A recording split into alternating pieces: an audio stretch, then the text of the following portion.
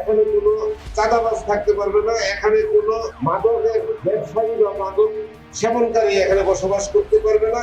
আমরা এর উপরে কাজ করব। মাননীয় স্বরাষ্ট্রমন্ত্রীকে অনুরোধ করছি, মাদকের বিরুদ্ধে আমাদের মাননীয় প্রধানমন্ত্রী যে জিরো টলারেন্স নীতি ঘোষণা করেছেন তার আওতায় গাজীপুরকে বিশেষ নজর দিতে। গাজীপুর, টঙ্গী, এরশাদনগর 49 নং ওয়ার্ডের শীর্ষ 3 জন মাদক ব্যবসায়ী, যাদের কারণে এরশাদনগর সহ এর আশেপাশের এলাকার যুব সমাজ সম্পূর্ণভাবে ধ্বংসের মুখে। তাদের মধ্যে একজনের নামে রয়েছে জোড়া হত্যা মামলাও। তারপরেও তারাই এখন বর্তমান এরশাদনগর 49 নং ওয়ার্ডের কাউন্সিলর পদপ্রার্থী। 2024 সালের 5 আগস্ট ছাত্র জনতার গণ অভ্যুত্থানে সারা বাংলাদেশের আওয়ামী লীগ পালাবার জায়গা পায় না। সেখানে বিএনপির ছাত্রদল, যুবদল সহ বিএনপির অন্যান্য অঙ্গ সংগঠনের কারোরই তেমন কোনো ভূমিকা দেখা যায়নি। তার কারণ, আওয়ামী লীগ যখন পালাতে ব্যস্ত, বিএনপি তখন তারাই তাদের মধ্যে আদি বিস্তার জমাতে নিজেরাই নিজেদের মধ্যে কামড়াকামড়িতে ব্যস্ত। বাগেরহাটে বিএনপির দুপক্ষের সংঘর্ষের ঘটনায় থমথমে অবস্থা বিরাজ করছে। কিশোরগঞ্জের পাকুন্দিয়ায় বিএনপির দুই পক্ষের সংঘর্ষে 15 জন আহত হয়েছে। সারা বাংলাদেশ সহ টঙ্গীর এই এরশাদনগর 49 নং ওয়ার্ডেও এর ব্যতিক্রম কিছু ছিল না। আধিপত্য বিস্তারকে কেন্দ্র করে গাজীপুরের টঙ্গীর এরশাদনগর এলাকায় দুই গ্রুপের মধ্যে সংঘর্ষ হয়েছে। গাজীপুরের টঙ্গীতে রিকশা গ্যারেজ দখলকে কেন্দ্র করে বিএনপির দুপক্ষের সংঘর্ষে অন্তত 5 জন আহত হয়েছে। 5 আগস্টের পর এই এরশাদনগর 49 নং ওয়ার্ড বিএনপি কয়েকটি ভাগে বিভক্ত হয়ে যায়, যাদের মধ্যে উল্লেখযোগ্য এই সন্ত্রাসী কামরুল ইসলাম কামু গ্রুপ, মুক্তাদির আহমেদ লিপু গ্রুপ, আনোয়ার গ্রুপ, দুষ্টু বাবুল গ্রুপ, মিরাজ গ্রুপ সহ আরো অনেকেই। বিশেষ করে সন্ত্রাসী কামরুল ইসলাম কামু গ্রুপ ও লিপু গ্রুপের মধ্যে হর হামেশাই একটি কামড়াকামড়ি দেখতে পেত এই এলাকার সাধারণ মানুষ।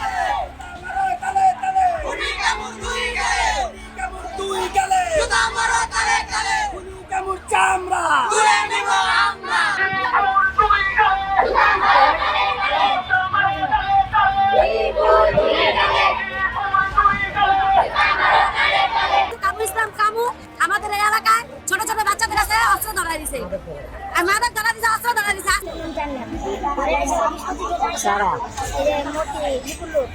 লোকজন এসে আমার ঘরে ভাঙচুর করছে, আমার বাচ্চারা লাগছে না, পালাইছে, আমার মারছে, মারার পরে ঘরে সব ভাঙচুর করে টাকা পয়সা সব নিয়ে গেছে। তবে বেশ কিছুদিন ধরে এরশাদনগরের এই সন্ত্রাসী ও মাদক ব্যবসায়ীদের ভিতরে অস্বাভাবিক কিছু কার্যকলাপ দেখতে পেলে অনুসন্ধানে নামেন আমাদের ক্রাইম এরিয়া টিম, এবং তাতে যা বেরিয়ে আসে সেটা দেখে বিন্দু পরিমাণও অবাক হয়নি আমাদের ক্রাইম এরিয়া টিম। কিন্তু দর্শক, কথা দিলাম আপনারা অবশ্যই অবাক হবেন। হঠাৎ নিজেদের মধ্যে কামড়াকামড়ি বাদ দিয়ে কেন সমাজ সেবায় নামলেন, সেটাই ছিল আমাদের তদন্তের মূল উদ্দেশ্য। দর্শক, তবে তার আগে তাদের একটু আমল নামাগুলো আপনাদেরকে দেখিয়ে আনা যাক। এদের মধ্যে সন্ত্রাসী কামরুল ইসলাম কামুর ব্যাপারে নতুন করে বলার কিছুই নেই, তার কারণ এলাকার প্রায় সবাই জানেন। 5 আগস্টের পর সন্ত্রাসী কামরুল ইসলাম কামু, তার ভাতিজা হীরা ও তার সন্ত্রাসী বাহিনীর অত্যাচারে অতিষ্ঠ এই এলাকার সাধারণ মানুষ। তার আগে 2013 সালে পুলিশের সোর্স নজির, 2014 সালে রাসেল ও 2016 সালে শরীফ ও জুম্মন জোড়া হত্যাকাণ্ডে সরাসরি সশরীরে জড়িত ছিল এই সন্ত্রাসী কামরুল ইসলাম কামু, তার ভাতিজা হীরা ও তার সন্ত্রাসী বাহিনীরা। দর্শক, সন্ত্রাসী কামরুল ইসলাম কামু, তার ভাতিজা হীরা ও তার সন্ত্রাসী বাহিনীর ব্যাপারে আরও জানতে চাইলে দয়া করে তাদেরকে নিয়ে করা আমাদের ক্রাইম এরিয়ার পুরনো অনুসন্ধানীগুলো একটু দেখে আসবেন। মুক্তাদির আহমেদ লিপু মোল্লা। সত্যি বলতে আমাদের অনুসন্ধানী দল একেবারে মন থেকে চেষ্টা করেও লিপু মোল্লার বৈধ কোনো ব্যবসা বা তেমন কোনো ইনকাম সোর্স খুঁজে পায়নি, যার সাহায্যে সমাজসেবা বা তেমনই অন্যান্য সামাজিক কাজ পরিচালনা করতে পারে।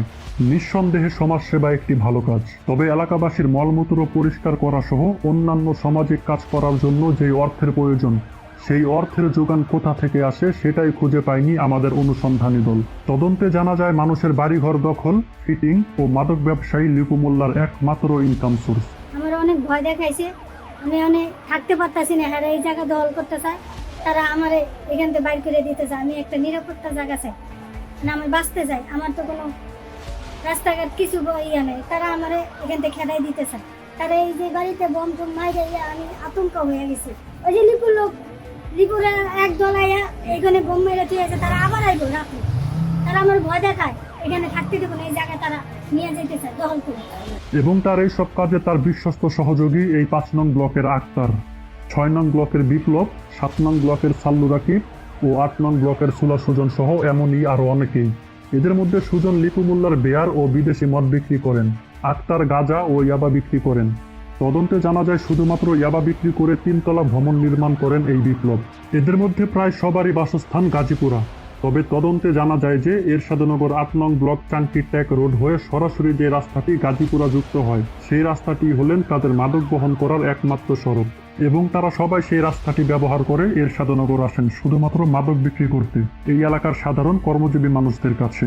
আর এই সব কিছু নিয়ন্ত্রণ করেন আপনাদের এলাকার কাউন্সিলর পদপ্রার্থী মুক্তাদির আহমেদ লিপু মোল্লা। ১ নং ব্লকের মিরাজ মিয়া শুধুমাত্র নাম কাওয়াস্তে বাসাবাড়িতে ইন্টারনেট সংযোগ দেওয়া একটি ব্যবসা থাকলেও মূলত তার এসব লোক দেখানো সামাজিক কাজে যে অর্থের প্রয়োজন তার বিশাল একটি অংশ আসেন তার বোন শারমিনের মাদক ব্যবসা থেকে। মিরাজের বোন শারমিন সেই আওয়ামী লীগ শাসন আমল থেকেই এলাকার আওয়ামী লীগের নেতাদের সাথে আতাত করে চালিয়ে আসছেন তার মাদক ব্যবসা এবং সেই আওয়ামী লীগ আমলেই পুলিশ সরাসরি অভিযান চালিয়ে মাদক সহ শারমিনকে গ্রেফতার করেন তার নিজ বাড়ি থেকেই। তবে ৫ই আগস্টের পর নির্ভয় ও আরো বড় মাত্রায় শুরু হয় তার মাদক ব্যবসা। মিরাজের বোন শারমিনের মাদক ব্যবসা আরো বৃদ্ধি করতে মিরাজের হাত ধরে নতুন করে যুক্ত হয় তাদের সাথে এই ফয়সাল, স্বপন ও এরশাদনগর ১ নং ব্লকের এই নুরু ওরফে কানা নুরু। এই কানা নুরু আওয়ামী লীগ আমলে ছিলেন যুবলীগের সিনিয়র সদস্য, কিন্তু বর্তমানে মিরাজ মিয়ার মাদক ব্যবসায়িক সহকারী। আওয়ামী লীগ আমলেই মাদক সহ পুলিশের হাতে কয়েকবার গ্রেপ্তার হন এই ফয়সাল, কিন্তু বর্তমান মিরাজ মিয়া ও তার বোন শারমিনের মাদক ব্যবসায়িক সহকারী। দর্শক, এমন আরো হাজারো মাদক ব্যবসায়ী রয়েছে শুধুমাত্র এই টঙ্গী এরশাদনগর ৪৯ নং ওয়ার্ডে। তাই শুধুমাত্র এই মাদক ব্যবসাকেই কেন্দ্র করে এই এলাকায় মানুষ হত্যাকাণ্ড সহ চলে নানান অপকর্ম। দর্শক, চলুন এখন দেখা যাক কেন এই মাদক ব্যবসায়ীরা নিজেদের মধ্যে কামড়াকামড়ি বাদ দিয়ে কেন হঠাৎ সমাজ সেবায় নামলেন।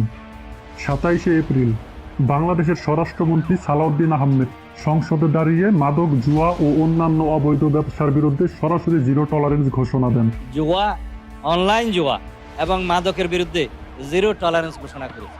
অর্থাৎ মাদক, জুয়া, অবৈধ ব্যবসা সহ এই ধরনের কোনো প্রকার কর্মকাণ্ডে কোনো প্রকার ছাড় দিবেন না সরকার। তারই ভিত্তিতে স্বরাষ্ট্রমন্ত্রী সালাউদ্দিন আহমেদ সারা বাংলাদেশের বিভিন্ন জেলার মাদক ব্যবসায়ীদের নামের একটি তালিকা প্রধানমন্ত্রী তারেক রহমানের হাতে তুলে দেন।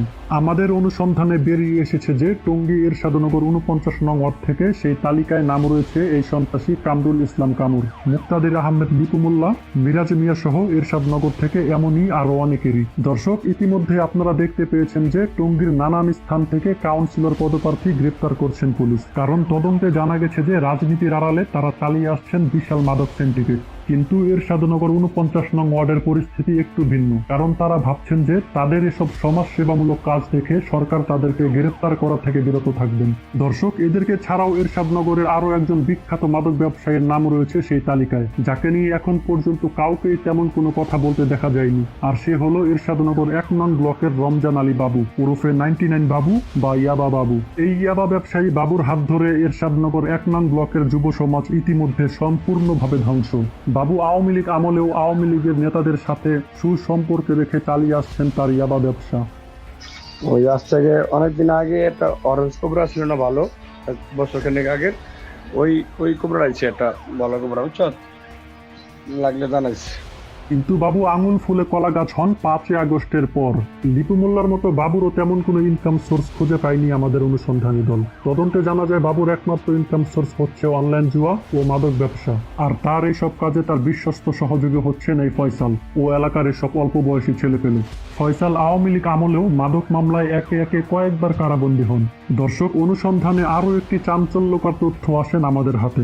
জানা যায় যে এরশাদনগরের অন্যতম কুখ্যাত সন্ত্রাসী ও মাদক ব্যবসায়ী এই বেস্তিরনি। ২০১৮ সালে যখন পুলিশ গ্রেপ্তার করেন বেস্তিরনিকে, তখন তার সাথে গ্রেপ্তার করেন এই রমজান আলী বাবুকেও। জানা যায় তখন ১২ লাখ টাকা দিয়ে বাবুর মা বাবুকে ছাড়িয়ে আনেন সেখান থেকে। তারপর দিন শোনা যায় পুলিশের ভ্যান থেকে বেস্তিরনি পালাবার চেষ্টা করলে পুলিশের গুলিতে মারা যায় এই বেস্তিরনি। এত কিছুর পরেও মাদক ব্যবসা ও অনলাইন জুয়া অব্যাহত রয়েছে এই রমজান আলী বাবুর। অতএব গাজীপুর ২ আসনের এমপি মঞ্জুরুল করিম রনি সাহেবের উদ্দেশ্যে কিছু বলতে চাই। আপনি বললেন মাদক ব্যবসায়ীদের নির্মূল করতে গাজীপুরে বিশেষ নজর দেওয়ার জন্য। আপনি কি জানেন আপনার আশেপাশে কতজন মাদক ব্যবসায়ী রয়েছে? কোন দেশের সরকার কি করলো না করলো সেটা না দেখে নিজের আশেপাশে একটু দেখুন। সর্বশেষ দর্শক, আপনাদেরকে বলতে চাই, নিজেদের বাড়ির আশেপাশের ময়লা আবর্জনা নিজেরাই নিজ দায়িত্বে পরিষ্কার রাখুন। এর ফলে এসব মুখোশধারী রাজনীতিবিদরা এসব দেখিয়ে তারা তাদের নিজস্ব রাজনৈতিক ফায়দা হাসিল করতে পারবে না। প্রিয় দর্শক, ভালো থাকুন, সুস্থ থাকুন, আর নিজের সন্তানকে এসব মাদক ব্যবসায়ীদের থেকে হেফাজতে রাখুন। আল্লাহ হাফেজ।